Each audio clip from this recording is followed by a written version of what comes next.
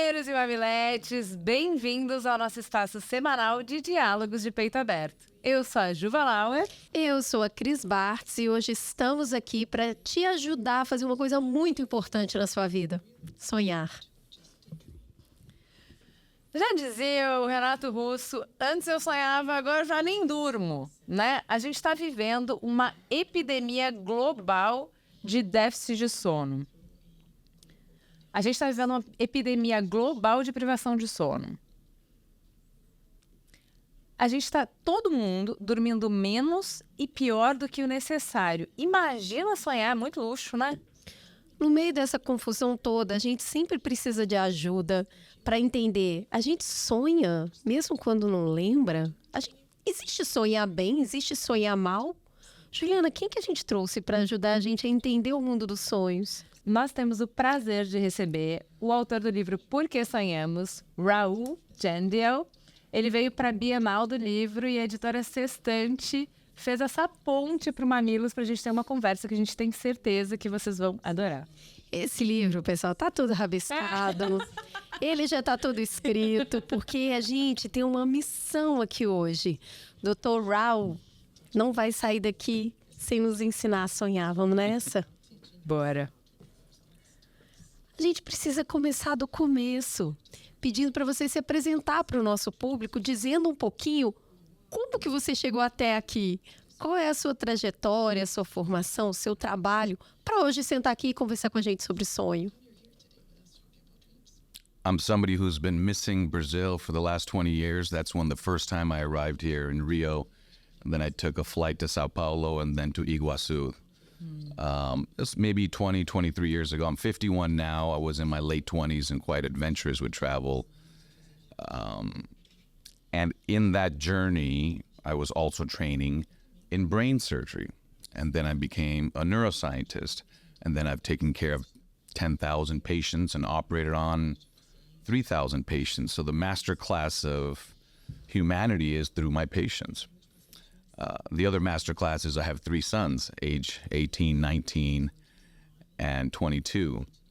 So the intersection of all of these experiences has brought me to a place where I think I can speak about complex things related to humanity, each other, emotions, difficulty, a little bit about what we were chatting about before this recording started. The other perspective I bring to it is what I've described to you was extremely unlikely. When I was 18 or 19 in university, I dropped out for 2 years. I was a security guard. I did not have the usual path to becoming a brain surgeon. So those lessons of talking to people from all walks of life before I became a brain surgeon, during my brain surgery training and trips to Central and South America, and especially Brazil, I feel like I've been fortunate to have a perspective that maybe another neuroscientist wouldn't. So I wrote 2 books. Penguin UK is my publisher. And the first one was about the brain, the way you would think of things, smart drugs, memory, sleep, all these things. And I had a little bit in there about dreams, and nobody paid attention to it. And then the second book I wrote about was my own memoir, my own struggles, resilience, stress, life, performance, death. And they said to me, we've always wanted a book on the science of dreaming, but from somebody who could talk to us about erotic dreams or nightmares and we don't feel a disconnect. Like we get like this person's life story plus the knowledge is kind of an interesting pairing to talk about something like dreams, because dreams, you have nightmares, monsters, erotic dreams. So you don't want somebody too much of a professor, but you don't want opinions either. And so what I did with this book, and thank you for mentioning that there are a lot of parts that caught your interest, is I tried to point out what is knowledge and measurements. I try to avoid things like studies show because it's so fuzzy, but like, here's a measurement and here's what I think about it and here's what others think about it. That way it's completely open for you and your readers to extract what they want and nobody's judging your dreams. So I'll conclude this first important question you asked me with a simple statement. Your dreams are infinitely wild. My dreams are infinitely wild. But this book is written when we look at 10,000 dreams and certain patterns start to take shape that invite us to a conversation. Ele tá falando que ele não quis falar de estudos mostram, mas tem 50 páginas só de referência bibliográfica para ele dizer que os estudos mostram, tá? Ele não tá falando da cabeça dele, nada. Por isso que a gente gosta dele. Ele não tá inventando nada, tá? A gente gosta bem de gente que não inventa. Mas vamos lá. Para começar a conversa, a gente tem que dizer com quem que a gente está conversando. Vamos falar de sonho. Aí quem tá vendo... Não, eu não sonho. É possível isso? Tem gente que sonha e gente que não sonha? Okay, big question. And in this book, we have tackled big questions. So my answer to that would be to zoom out a little bit. When we are awake, like right now, if I put surface electrodes, the way you put them on the heart, and there's a little squiggle, we're so familiar with it, right? On television, they show the EKG.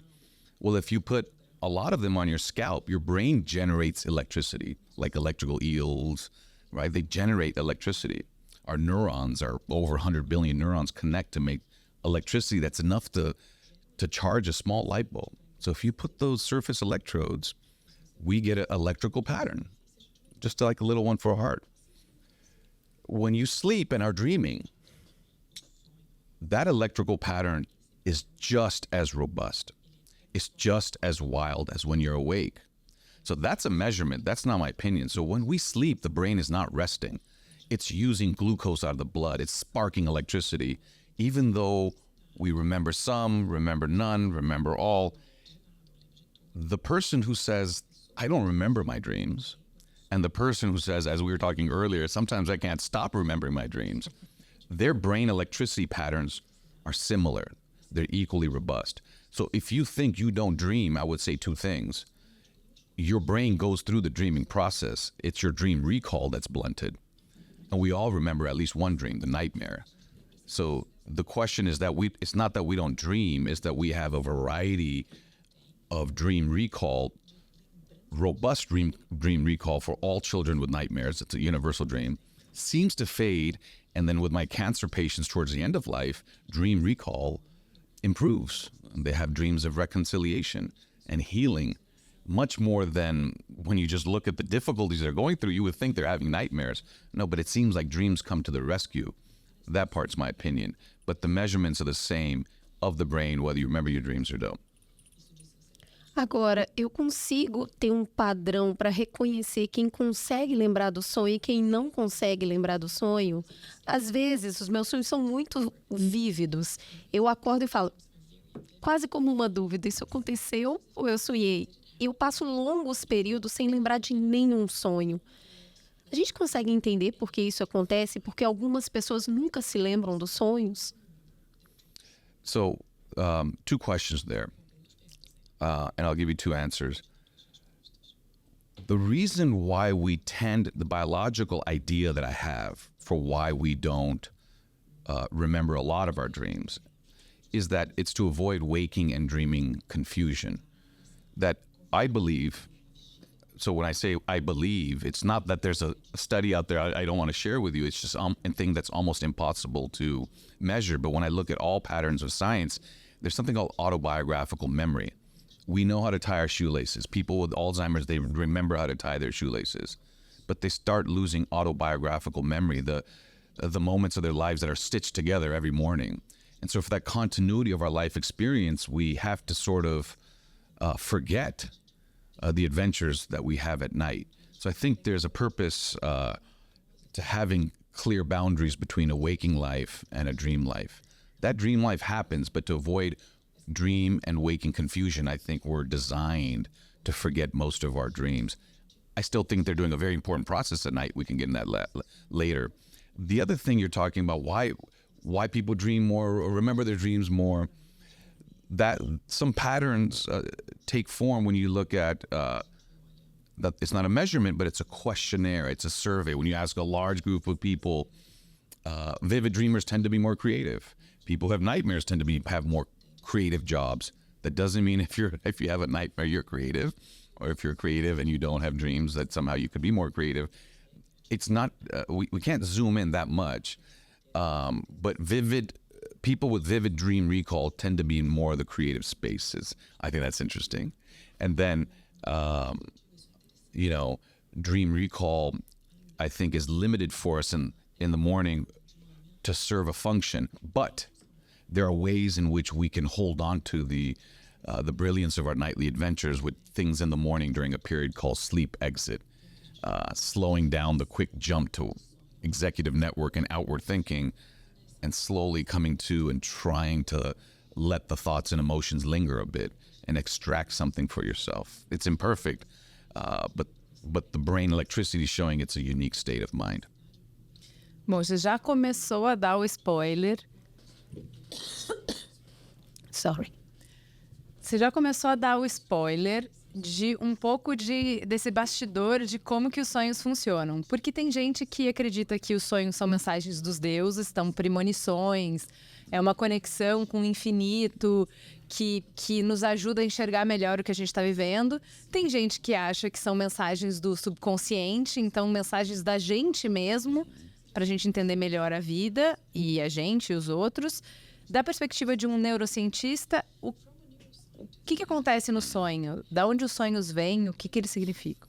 In humans, for us, dreams are an electrical phenomenon that come from the brain. I think that's a very important thing for people to walk away with. You create your dreams. Mm-hmm. Your brain creates your dreams. Your brain takes the memories and the struggles and the triumphs and the torments, plus all the imagination that's vividly liberated in the dreaming brain, and creates your dreams. It doesn't, and in some ways, to me, that's as powerful as gods or omens were placed inside, because it's like, it's an insight to yourself that no one can offer.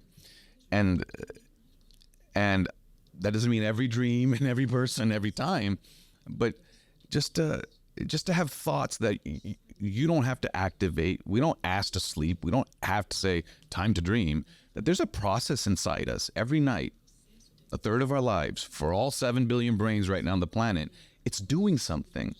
And when we wake up, and if we journal and we try to guide our dreams, if we remember our dreams a little bit in the morning, even a 1% glimpse, what a rare, unique portal to your brain in a dampened logic state, in a hyper-visual and hyper-imaginative state that you can't create no matter how much you try while you're awake. And both brain states are you. Both brain states are pulling from the imagination that's inside you. Both brain states are pulling from the experiences you've had. To me, that's extremely powerful, and that's why I believe this book will be my legacy. When you fall asleep, your body may be a bit cooler, but the skull is throbbing with electricity and glucose usage, okay? And it's on a 24-hour cycle. Just like plants, they open and close. The foundation in which life was built is on Earth's rotation. Circadian rhythms, people talk about sleep. You go into a cave for 3 months and you're in total darkness, your brain is still following that rhythm. We were built on a rotating planet flying around the universe, okay? So what happens is you have two distinctive brain states, waking and sleep/dreaming. We know that. Tonight we wake up. They're imperfect, and that's a whole different topic. Like sometimes we daydream, which is a little bit of dreaming creeping into our waking life, and sometimes we have lucid dreams where we wake up partially in our dream. So I don't want to make it like it's just, waking and dreaming, but that's a great place to start. And just stay with me because I think you're going to love it, because I can explain it as, you say, well, you're saying the electricity in the waking brain and the dreaming brain is the same. It's wild. And what I'll tell you is, when you go from the waking brain to the dreaming brain, the executive network and logic, what we call task on, outward, adrenaline, calculation, is dampened. So then the natural question from a scientific perspective is, wait a second, you're saying there, equal brain electricity, and now a part of the brain is dampened, never off, but just dampened. Well, then what else? What is liberated to make them equal? Something called the limbic structures, emotional centers, visual centers, imagination centers. So the waking brain and the dreaming brain are equally wild, but based on different continents or swaths taking a dominant role. The dreaming brain is 1, dampened logic, 2, hyper-visual and imaginative, and 3, hyper-emotional. going back to your question, that's the magic. That's why it doesn't have to make sense. That's why we look at, if you look at thousands and thousands of dreams, very few people report doing math. And so you start to see these patterns. Okay, executive network is dampened. Reports of math are infrequent. Hyper-imaginative, hyper-visual. You can be at the top of a mountain. You can be in the bedroom. These jumps are allowed because the executive network doesn't say that's not possible. Your imagination network and your hyper-emotional state allow for these experiences. And I think in that way, it feels like magic, but it can be understood based on the dreaming brain state. Mas mesmo que a gente não tenha essa parte lógica tão funcionando, isso não quer dizer que o sonho, qualquer coisa pode acontecer. Tem uma lógica inerente ao sonho, não tem? Yeah. Great question. And so the first thing that I noticed was not your dream or my dream, infinitely wild.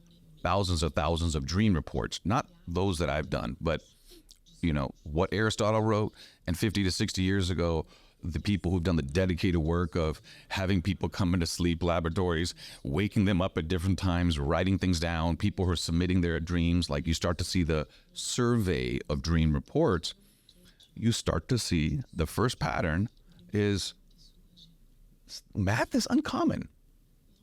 So yeah, we dream, but it's not infinitely wild. You're very unlikely to do calculus in your dreams.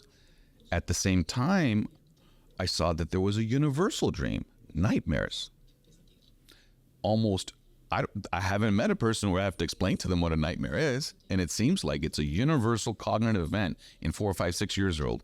So there are some dreams that happen, they insist on happening, if you will, and then some dreams are infrequent. Now, just stay with me with this math example because I think it's something we can grip.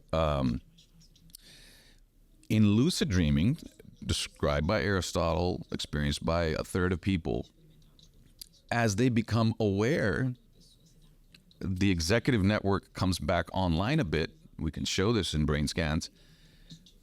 And sleep scientists are interacting with them and they can get them to do simple math. 2 + 2 is 4, and they'll blink it. They'll use their eyes to communicate that while asleep. That's proven, right?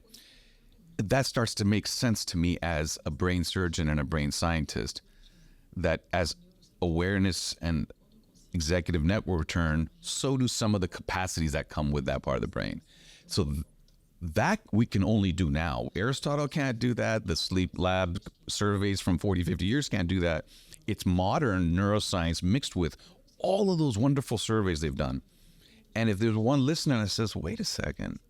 So as we learn more about neuroscience, all the surveys, all the online reports and journaling, that we'll be able to find more connection and meaning from it. And to me, that some parts of dreams can be explained by brain science, I don't think it dampens the thrill of it. I think it's exciting because it still reveals, like you said with magic, that there is this thing that doesn't make sense. Why do 4-year-olds, when they dream of animals, they don't, as a generality from those surveys, they don't dream of pets. They dream of beasts, elephants. But it's not the pet that they're actually sleeping in bed with right now, Fido. To me, that's a very provocative question that, like explorers of humanity, now I can ask these questions from a lens of neuroscience. Like, well, maybe our brains developed around the time where woolly mammoths were around. Like that was the burst of explosion. It's a field called cognitive archaeology, going backwards, like digging through dirt to find dinosaur bones, digging through our minds to figure out, like, well, how do we get here in this way of thinking? How do our ancestors contribute to that? So those new fields to look at archaeology from a mind point of view, to look at evolution from a psychology point of view, I think it's a fascinating thing. And dreams and that little bit, like children dream of beasts, not pets. I mean, that stuck with me. And I think that's what's wonderful about it. Remember we said math is rare and nightmares are universal? Then you start to see erotic dreams are also essentially universal, greater than 90%. And then falling and being chased is common dreams. That doesn't mean everybody has them, but falling is a common dream that has happened for hundreds of years. I mean, we've gone from a horse and carriage to like an electric car, and falling and being chased and flying are still common dreams. That speaks to, without doing all this exotic brain surgery, that because there are patterns to dreams, that our brains are generating them, that there's a consistent engine that a kid in Asia and a kid in Brazil may be very different upbringings, exposure to content. When you ask 100 kids in Asia and you ask 100 kids in South America, you get 20 to 40% saying, yeah, I dream of falling and being chased. So there's something based on the patterns that's driving these dreams. And I think the ideas are out there. It's threat rehearsal. Running from a woolly mammoth in your dreams prepared us as ancestors. We'll never have those answers. But what I would say is, let's not put dreaming in a small bucket like it's a not nighttime therapist, or it's a threat rehearsal. We don't hold our waking thoughts to that kind of narrow parochial thing. I think it's revealed by the brain state. It's a hyper-emotional, hyper-imaginative state that almost has to be released because our waking brain would make our thoughts too narrow. Maybe good today to get in the car, get in the Uber, get on the London Tube. But you could see that if the world changed dramatically, or if there was another evolutionary challenge, having an overly fitted, ossified, what we call like the patterns are so rigid that we can't actually adapt to what's happening. I feel like the dreaming process keeps the breadth of our creativity at our disposal, preparing us individually and as a species to the adventures and challenges of the next day. That's my romantic take on why do we all need to have wild dreams as a pattern. All 7 billion ancestors for thousands of years. It's serving a function. I think it's keeping our brains, the corners of our mind open. I think it's keeping imagination and creativity open. I think that's an asset for us individually and as a species. That's why it's earned its right through evolution. If it was getting in the way, forcing us to lie down and getting eaten by lions, that wouldn't last. And the people who were doing that uselessly, they wouldn't be able to procreate. So it's costly. It loses a lot of glucose. It forces us to lie down when you could be looking for food. It's costly. It puts us at a danger. It has to be useful. Our discussion is trying to figure out why it's useful. And what I would say is if you look at the brain state, hyper-emotional, hyper-imaginative, its usefulness has to do with those capacities being preserved or liberated. Se a gente está sonhando e o cérebro está funcionando e ele está emitindo eletricidade e algumas noites são bastante agitadas, afinal, como que eu descanso? Sonhar muito deixa a gente mais cansado? That's interesting. So here's my opinion. Maybe the brain's rest is not a reduction of activity, but a different type of activity. That's a big concept. It's my opinion.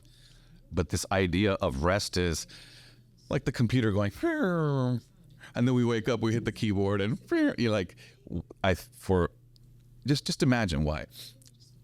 You get 100 billion-ish microscopic jellyfish in a floating aquarium in our skull. Our brain doesn't sit, it's floating in liquid. And they spark electricity at each other through chemicals and neurotransmitters, and the waves form across large swaths of it. That system may not need to turn on off. It may just need to oscillate. During the day, at night, something else, right? The sounds of a symphony, rest isn't stopping. It might be just playing a different orchestra or a different symphony. So that's a massive concept for electrical systems, like that living ecosystem that's sparking electricity, using glucose throughout from birth to death, and maybe even the first few minutes after cardiac death. I think rest when we feel refreshed after we sleep, it's not because your brain was resting. It's that your brain was sleep/dreaming. And that dreaming, by liberating emotions and imagination, that might be the clarity that our waking thought relies upon. Those are big concepts, but we have to look at it that way because I'm giving you measurements, incontestable, that the brain is active.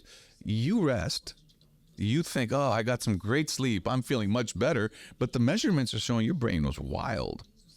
And I think we have to look at how to explain that. And I think dreaming by liberating our subconscious, our imagination, those dampened urges allow for the feeling of rest, so we go on to our waking life with the executive network in the dominant position. It's more of an oscillation than it is an on-off. That's an idea. Com quantos anos esse processo ultra complexo começa? This process, when does it start? When we are what age? Okay. So how would we tackle that question? Because if children learn to talk around 2 or 3 or whatever, 1, 2, 3, maybe they're experiencing things. What we know from pediatrics and pediatric in other countries, I'm a pediatric neurosurgeon, children's hospitals, you start to see the patterns of kids learn to walk and talk. Their brains are changing too. And their minds are changing. The example of a mind change that does not rely on a brain change is adolescence. Like, think about that massive change in the mind, maturity, perspective, self-control. Adolescence is a change in our cognition, our personalities, but the flesh of the brain looks the same. It's not the neurons have changed, it's those electrical patterns have changed, right? And so when these people surveyed children, it seems to be that at 2, 3, 4, their dreams are static, a table, a blanket, and that the dream reports, right? These are surveys. And just to let you know, it's not just asking like 100 kids or 1,000 kids. Some families have participated in longitudinal studies. The same child is asked about dreaming from age 2 to 20. So that's an interesting perspective. You see where that's going to go. Like, when do they have erotic dreams? When do they have nightmares? And from what I see, there's a pattern where nightmares arrive around age 3, 4, 5, 6, and then they almost always fade. It's the nightmare disorder, like, oh, my life is ruined, I can't deal with this day because of the nightmare from before. Kids don't really report that. It's very uncommon. And I think that's, I have 3 sons. They all at some point needed to be told, it's only a dream. And like, think about how amazing that is, because right away you have to ask the question, are there waking thoughts and dream thoughts before nightmares blurry? Like, they can't, I think we were talking about that earlier, like, you can't tell sometimes did I experience that as a dream 20 years ago, or did I really do that? Nightmares are that time where we have to actually inform children, don't worry, it was only a nightmare. It's only a dream. It's not real. I think there's a cognitive function that nightmares may be serving. I say that because it's a universal dream. We don't do things, universal things in humans don't happen accidentally, right? That has survived the test of evolution. If it was useless, it wouldn't put us at risk and be costly, like dreaming and sleeping. And if it's universal, we really have to say, like, man, why? What's the purpose? And when you look at nightmares in children, so for parents, it may be, and of course, your child is individual. If you're going through a crisis in your life, you're a refugee and your child is having nightmares, don't say, oh, well, that, Rahul said it's just a maturation process. I'm giving you a global picture that overwhelmingly children's nightmares don't disrupt their life. And at our boldness, if we look at it, it may be shaping their mind. So what else is going on in the mind at that time? Exactly at that time, they're developing this capacity of mind reading that the other person may be smiling but may have ill will towards me. It's a psychology concept called theory of mind, the ability to put yourself in other people's shoes. That ability is arriving at the same time nightmares are arriving. Maybe it creates a sense of self versus other, protecting my identity, my sense of self, my sense of safety in our nightmares is sort of intertwined, and there's a co-evolution of during the daytime to say that person's offering me a ride in their car and smiling, but I'm not sure they mean well. Like those things are coming into our children's minds at the same time. I can't prove they're connected, but that's my best analysis at this point about why we all, as children, have nightmares. I think they serve a function. Agora, os pesadelos... O meu filho tem 6 anos. E ele tá sonhando muito. E os sonhos dele são bastante vívidos. Então, ele conversa, ele sorri, ele gargalha, ele bate. Mas a única coisa que o acorda são os pesadelos. Quando ele tem um sonho muito ruim, aquilo desperta. E aí, tem todo esse trabalho de falar, foi um sonho. E aí, ele se acalmar e voltar a dormir. Por que o pesadelo é aquilo que fica mais marcado na nossa mente? Well, you were asking the concept that should strike anybody who's looking at this scientifically. The definition of a nightmare is not just a bad dream. It's got to wake you up. When it wakes you up and you have a crisp dream recall. Remember, we're talking about dream recall and why it fades to avoid waking dream confusion. Nightmares are right for all children. They're so scary. They're about monsters that they've never seen. They make them wake up. And when they wake up, their dream recall is 100%. That seems, we have to look at that and say there's a function that's happening there. And then the parent says, it's only a dream. Mas no seu livro você fala que não adianta dizer isso. Por quê? Point in say it was just a dream. Why there's no point in? That's a great question. I don't think dreams are accidental. I'm not saying they're driven by our lives in some linear way. I think for kids, I've had, as I mentioned, my sons. I think it's okay to say this is a nightmare. It's what your brain imagines, feels, and experiences while you sleep, but you're safe. And that goes back to the first, I was thinking about writing this book because I was going around Los Angeles and talking at random places, not going to academic circles, quite the opposite. Going to football matches, Dodger, LA sports, and you talk to people have a smart, even if they don't have the education, right? I said, the first question they would say is like, well, what is a dream? And the second question would be like, well, dreams can't be good for us because look at nightmares. That's why chapter 1 is the science evolutionary basis of dreaming, and chapter 2 is nightmares. I wanted to hit that right off. So what a dream is, and this is why I feel so real, is that when you run in your dreams or you scuba dive and breathe underwater without gear in your dreams, those neurons that would have that experience while awake are firing, they're activated.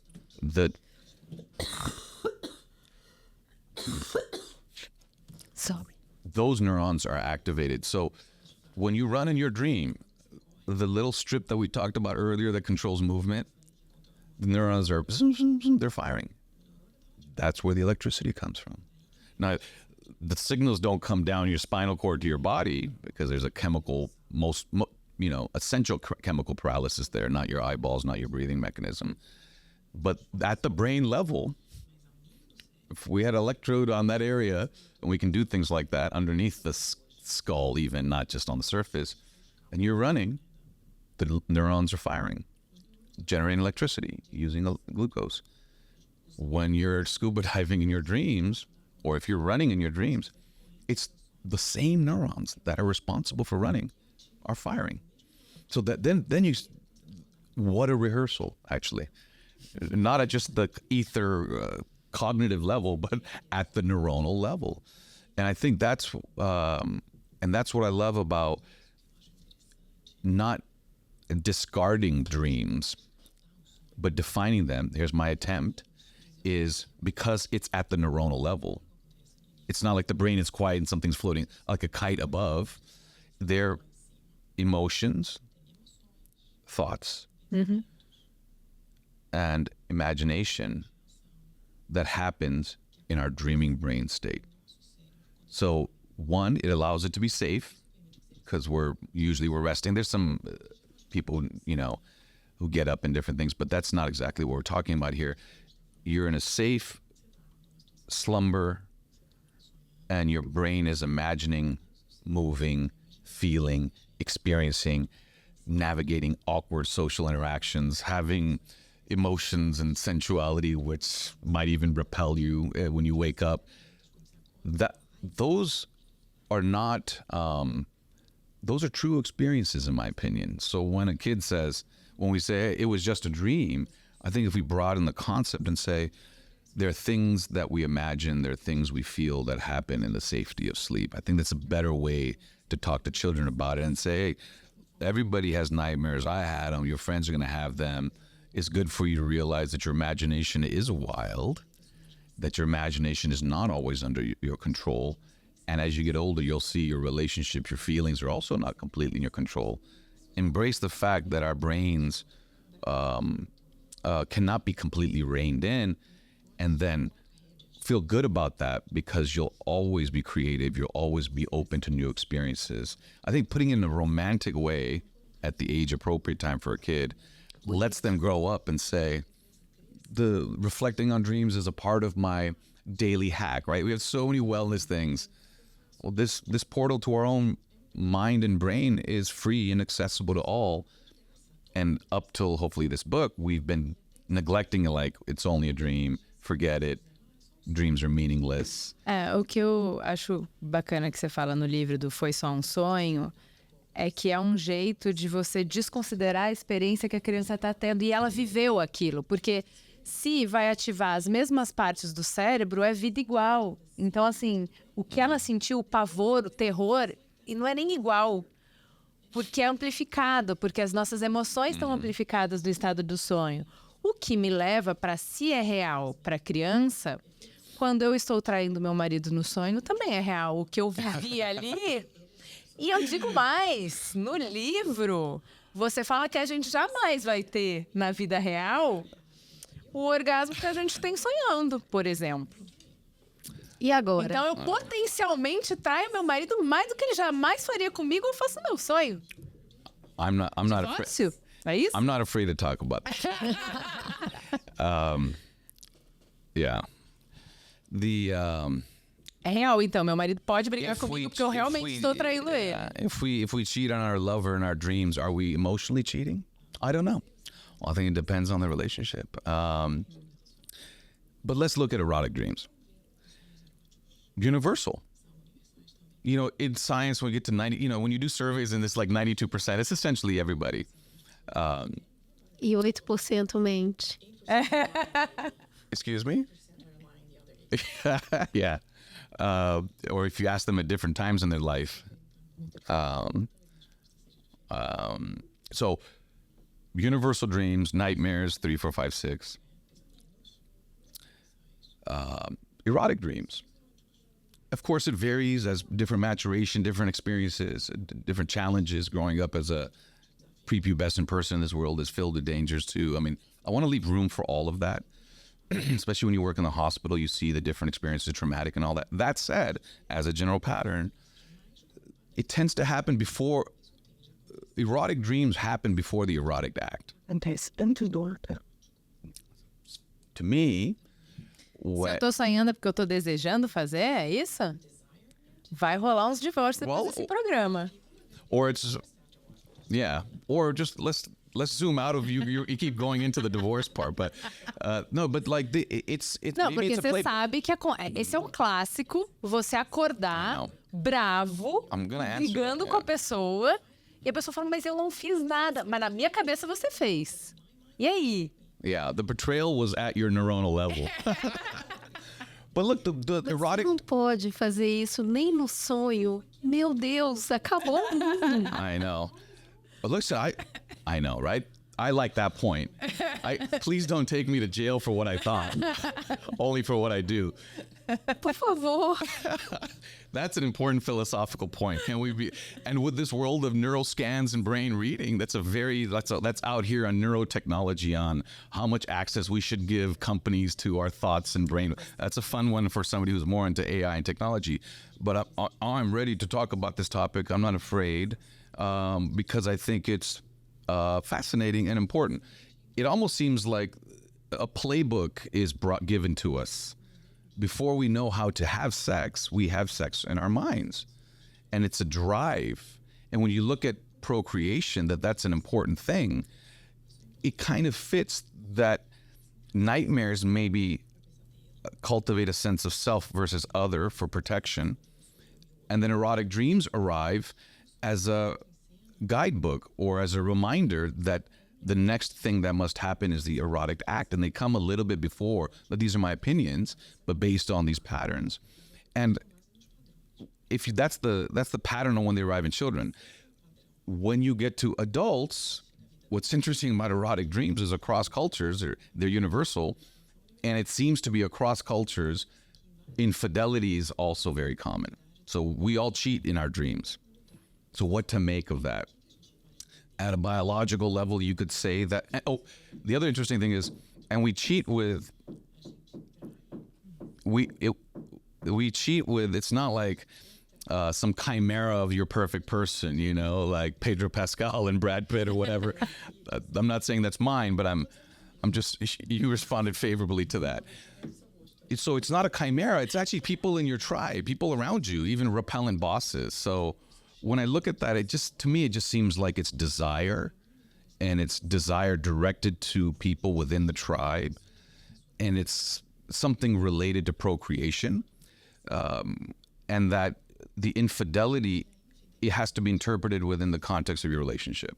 So if you are still secretly desiring your ex-lover and you're having dreams of your ex-lover, you don't have to interpret that. You still want them. Okay, you want them when you're awake, and you want them when you're asleep. If you have a healthy relationship and you dream of an ex-lover or a boss, I would say don't worry about it.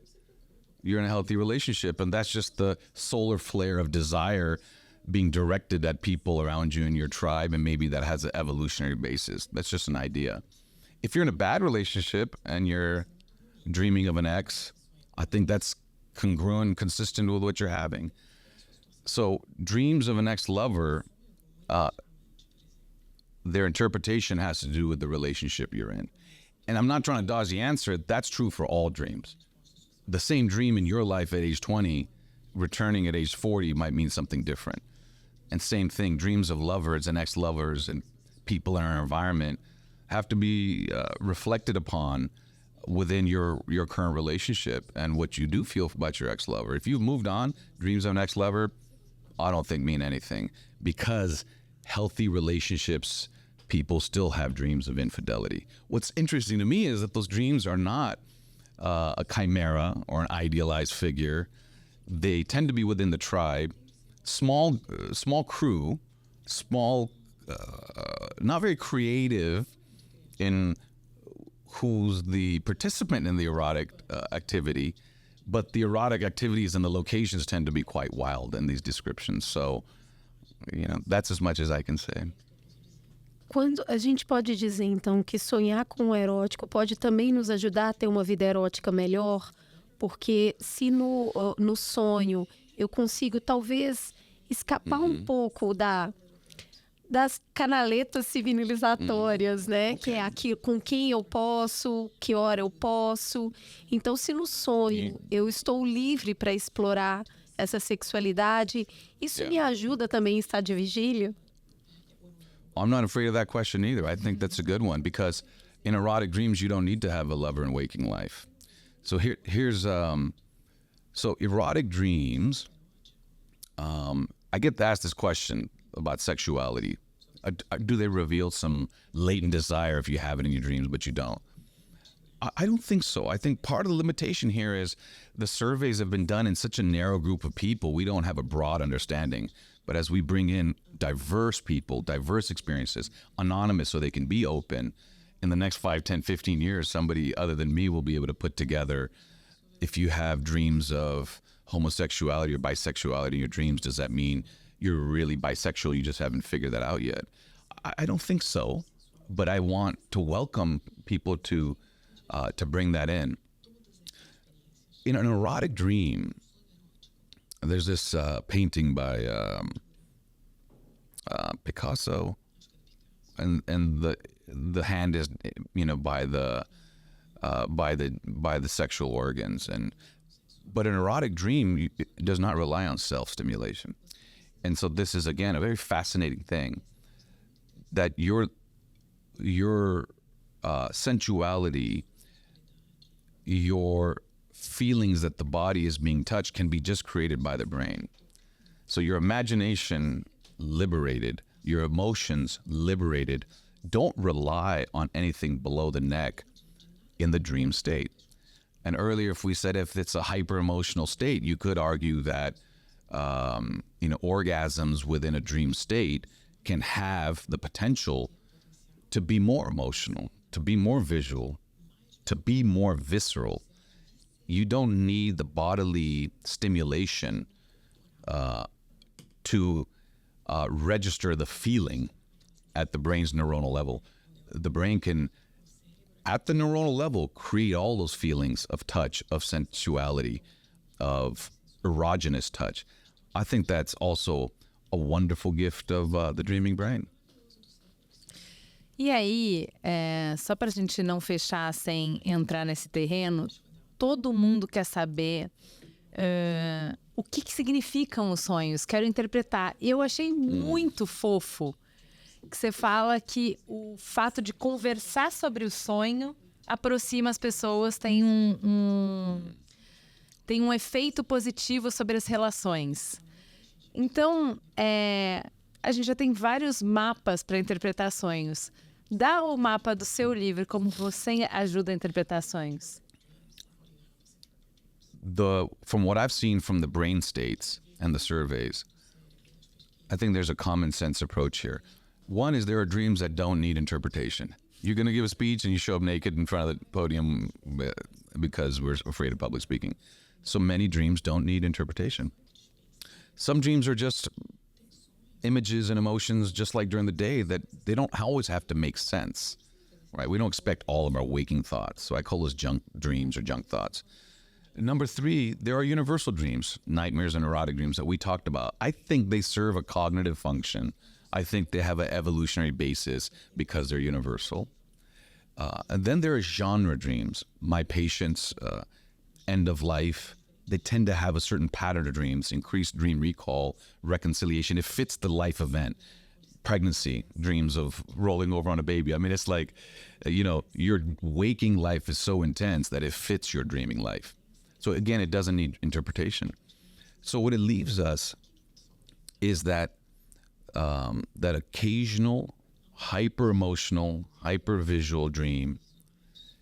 Because if it's coming from a hyper-emotional, hyper-imaginative brain state, that's the one that's the best portal to something inside you, a failed coping mechanism.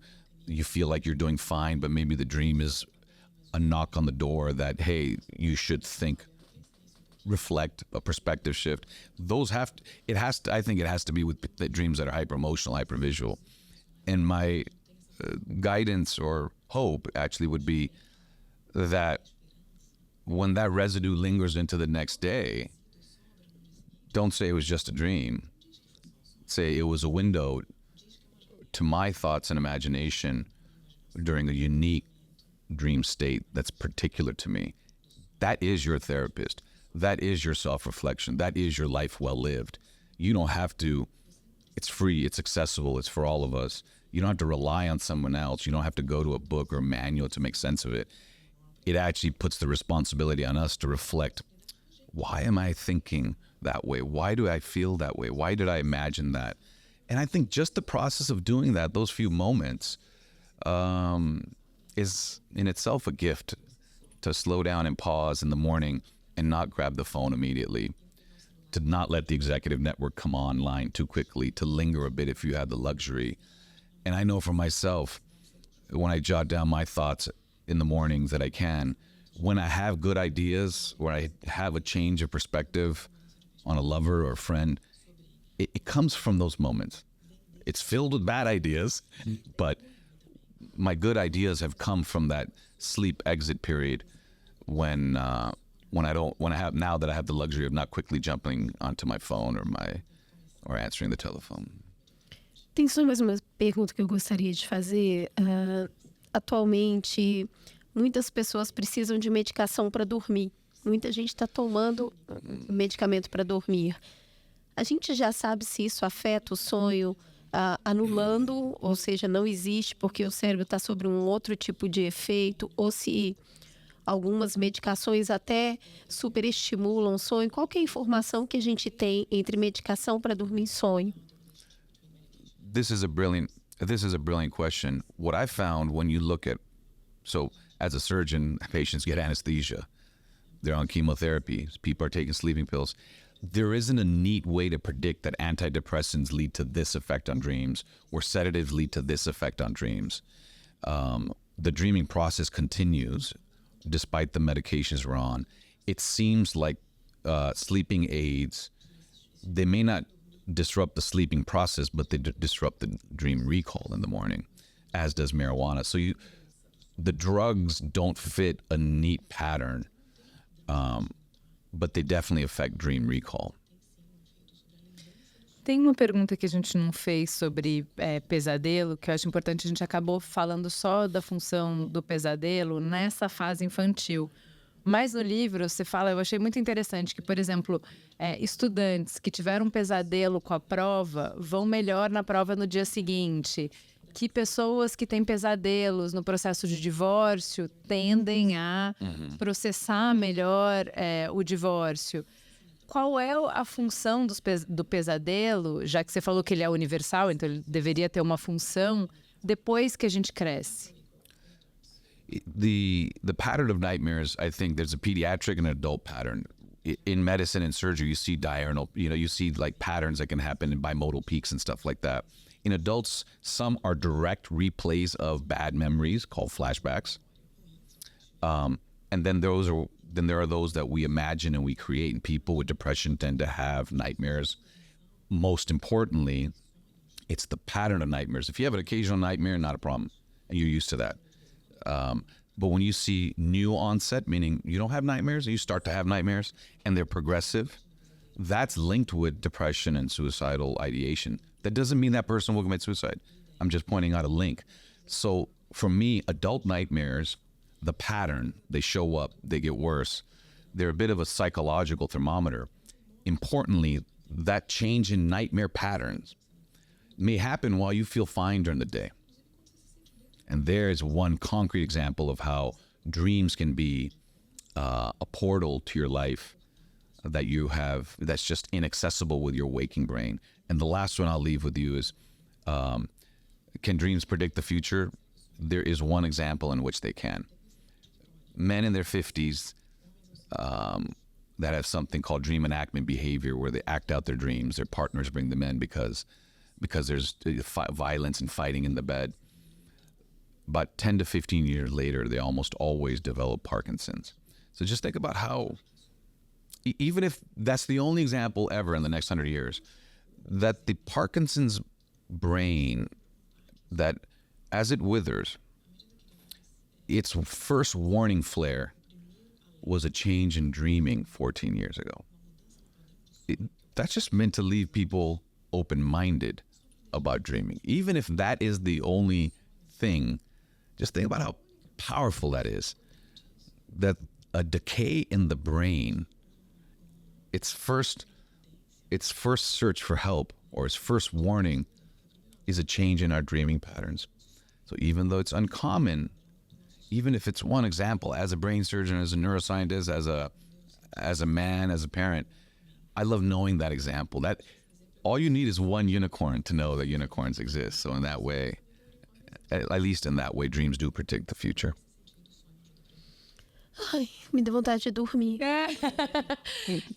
Acho que tem muito assunto. Eu falei que não ia dar tempo de pegar tudo. Para mim, o que eu achei mais interessante é essa possibilidade de você fazer o caminho mental para atividades físicas que são muito difíceis ou muito arriscadas quando você está acordado. Eu amei isso. Leiam o livro para vocês entenderem do que eu estou falando, para vocês melhorarem muito a performance atlética de vocês, o quanto que o sonhar tem a ver com isso, quanto que sonhar tem a ver com destravar a imaginação. Tem muita coisa que a gente não conseguiu falar que está no livro, vale a pena ler. Para mim, o melhor é a parte que sonho é selvagem, tá liberado, é para isso mesmo que serve. Não fica com vergonha do seu sonho, nem precisa contar para ninguém, mas os sonhos selvagens, eles fazem parte. Vai fundo. I love that. Muito obrigada, foi um prazer. Nossa casa está aberta. Quando voltar no Brasil, pode vir para cá de novo. That's kind. I Thank you. intend to. Thank you.